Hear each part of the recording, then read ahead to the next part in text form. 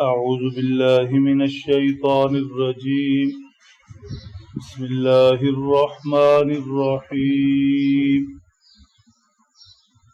وَلَكُمْ فِي الْقِصَاصِ حَيَاةٌ يَا أُولِي الْأَلْبَابِ لَعَلَّكُمْ تَتَّقُونَ. صدق اللہ العظیم. عرب کی سرزمین پر قتل و قتال، دشمنیاں نبھانے کا رواج تھا.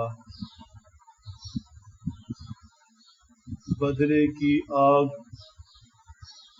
نسل در نسل جلتی رہتی.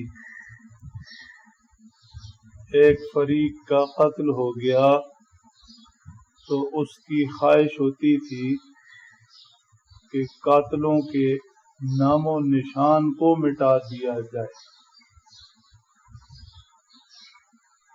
صدیوں تک دشمنیاں چلتی تھی، یہاں تک بھی بسا اوقات نوبت پہنچتی کہ ایک فریق دوسرے سے لڑ رہا ہے، ایک دوسرے کا خون بہا رہا ہے، اور انہیں علم ہی نہیں کہ ان کی دشمنی کس بنیاد پر یا کس بات پر ہے. بس اتنا پتہ ہے کہ ہمارے آباء و اجداد آپس میں لڑتے تھے، ہم بھی لڑ رہے ہیں.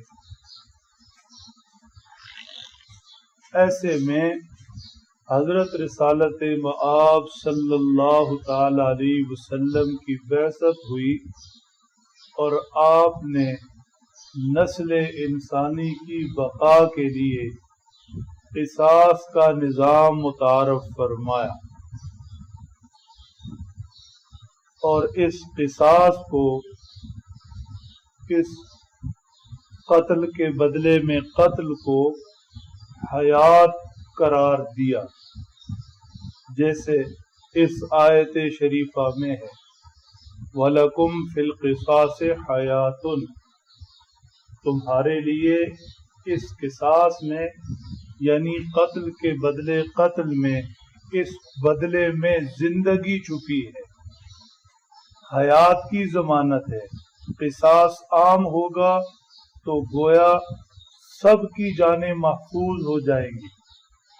کوئی بھی شخص کسی کا ناحق قتل کرنے سے پہلے 1000 دفعہ یہ سوچے گا کہ اگر میں نے یہ غلطی کی تو بدلے میں میری جان بھی جائے گی.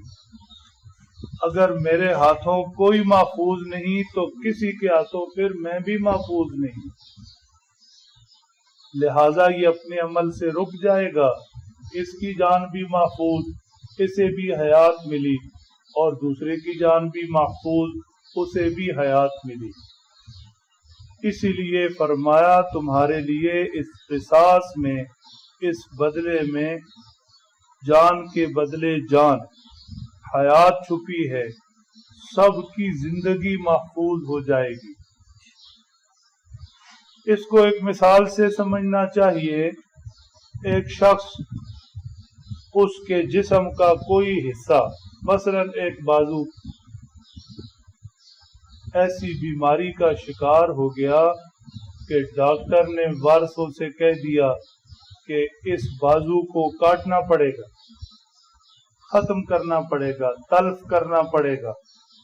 اگر یہ بازو جسم کے ساتھ رہا تو یہ زہر اور بیماری پورے جسم میں پھیل جائے گی اور پورا جسم ختم ہو جائے گا، موت واقع ہو جائے گی. اب وارث مل کر مشورہ کرتے ہیں اور ڈاکٹر سے خود کہتے ہیں ٹھیک ہے، ہمارے مریض کے اس بازو کو کاٹ دیا جائے. تو پورے جسم میں سے ایک عضو کو کسی بیماری کی وجہ سے کاٹنا ظلم نہیں ہے، بلکہ باقی جسم کے لیے حیات ہے. اسے کاٹا تو باقی جسم محفوظ، اور اگر اسے نہ کاٹا تو باقی پورے جسم کو نقصان پہنچے گا. تو معاشرے کے اندر، لاکھوں لوگوں کے اندر اگر چند ایک لوگ ایسے ہوں کہ جنہیں کسی کی جان لینے کی کوئی پرواہ فکر خوف نہ ہو اور قتل ان کے لیے کوئی بڑی بات نہ ہو، کسی کا ناحق خون بہانا، تو یہ ایسے چند ایک افراد معاشرے کی بیماری ہے۔ اگر انہیں ختم کر دیا جائے تو باقی پورا معاشرہ ان کے قتل و قتال سے اور اس جنون سے بچ جائے گا، گویا پورے معاشرے کو ان کے خاتمے سے حیات مل جائے گی۔ اور اگر یہ زندہ رہے اور ان کو ایسے ہی چھوڑ دیا گیا تو قتل و قتال بڑھتا جائے گا۔ اس لیے فرمایا وَلَكُمْ فِي الْقِصَاصِ حَيَاةٌ، تمہارے لیے بدلے کے اندر، قصاص کے اندر حیات ہے اور زندگی ہے۔ لَعَلَّكُمْ تَتَّقُونَ، شاید کہ تم بچ جاؤ، شاید کہ تم بچ جاؤ۔ قصاص کی وجہ سے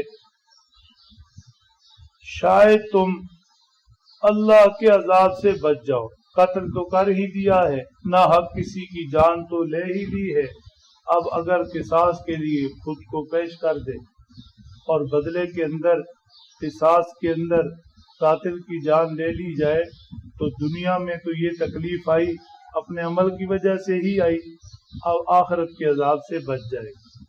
لعلکم تتقون، شاید کہ تم بچ جاؤ۔ قصاص کو رواج دو، قصاص کو رستہ دو، عدالتوں کے اندر، معاشرے کے اندر قصاص کو عام کرو، شاید تم بچ جاؤ۔ مطلب یہ ہے کہ جب ہر قاتل اپنے انجام کو پہنچے گا تو ایسے لوگوں کی معاشرے کے اندر جب کمی ہو جائے گی یا خاتمہ ہو جائے گا تو تم سب کی جانیں محفوظ ہو جائیں گی۔